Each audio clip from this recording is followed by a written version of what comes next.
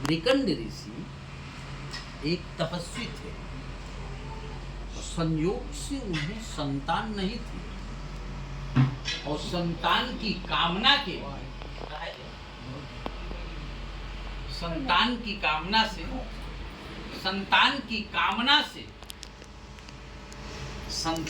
कामना से बहुत साधना किया लेकिन संतान नहीं हुआ। एक दिन वो दुखी होकर आत्महत्या करने का प्रयास किया। तब तक एक ऋषि सामने आ गए, कहा कि नहीं ये काम नहीं करना, उपाय नहीं। लेकिन ये कहा कि आपको संतान तो हो जाएगा, लेकिन वो संतान मात्र 12 वर्ष तक आपके पास रहेगा। महात्मा के आशीर्वाद से उन्हें संतान की प्राप्ति हुई और उस संतान का नाम मार्कंडेय। क्या नाम रखा? उस संतान का नाम। अब कोई पिता अगर अपने बेटे की आयु जानता है तो कितना बड़ा दुख होगा। लेकिन पिता दुखी मन से भी कभी पत्नी से चर्चा नहीं किया कि ऐसी स्थिति है, बेटे की इतनी ही आयु है। 11 वर्ष के बाद जब बीत गया धीरे धीरे एक दिन दुखी मन से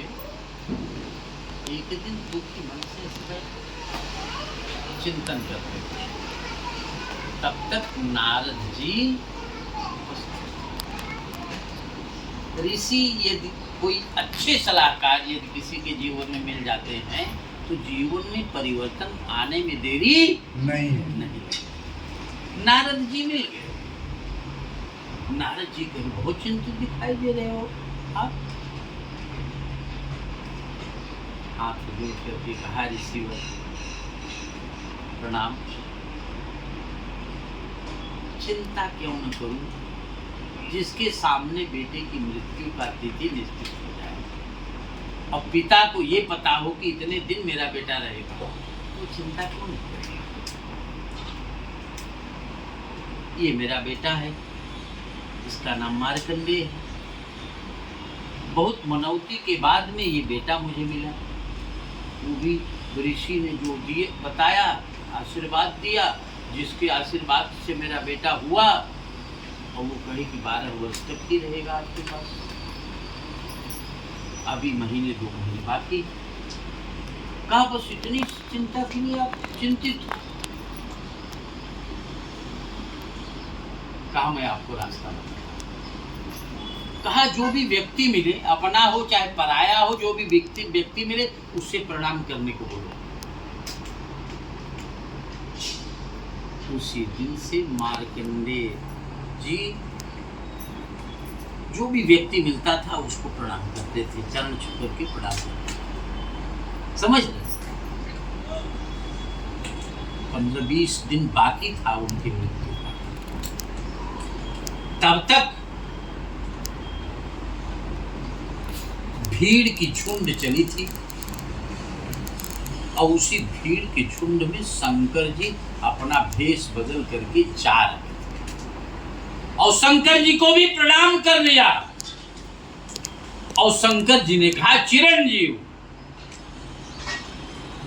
तब तक नारद फिर प्रकट हो गए, बोले कि महादेव आप इस बच्चे को चिरंजीव कह रहे हो, इसकी आयु मात्र 15 दिन बाकी है। शंकर जी ने कहा कि ब्रह्मर्षि भावी हूं मैं कि सकई त्रिपुरारी। मैंने जो कह दिया मेरी बात कहीं कटेगी नहीं। मैं आपको रास्ता बताता हूँ, रास्ता। शिव की पूजा करें और जो भी व्यक्ति मिल रहा है उसको प्रणाम करें इसकी 4 चीजें बढ़ेगी। सबसे पहले आयु, विद्या, यशो, बलम। सबसे पहले तो आयु बढ़ती है प्रणाम करने से, और फिर ज्ञान बढ़ता है। जब ज्ञान बढ़ेगा तो 10 लोग जानेंगे कि भाई जितेंद्र बहुत सत्यनिष्ठ आदमी है, और जब 10 लोग जानेंगे तो ही आपके बल का काम करेगा। इसलिए आए हुए देवताओं को सिर झुका करके प्रणाम करना होगा। श्रीमन महागणाधिपतये नमः। लक्ष्मी नारायणाभ्यां भ्यां नमः। उमा महेश्वराभ्यां नमः। वाणी हिरण्यगर्भाभ्यां भ्यां नमः। सचे पुरंदराभ्यां नमः। इष्ट देवताभ्यो नमः। कुल देवताभ्यो नमः। ग्राम देवताभ्यो नमः। स्थान देवताभ्यो नमः। एतत् कर्म प्रधान पुरुषाधिष्ठात्र देवताभ्यो नमो नमः। हम एक विशेष बात बताते हैं।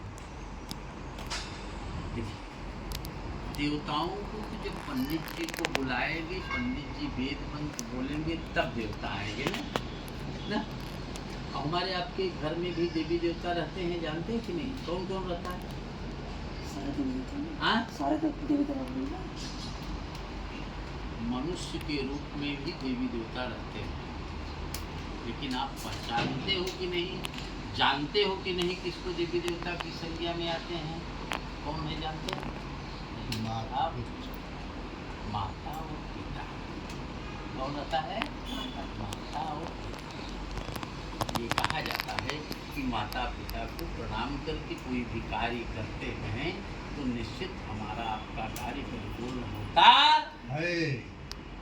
कार्तिकेय जी पृथ्वी की परिक्रमा करने के लिए गए थे तो प्रणाम नहीं किया शंकर पार्वती।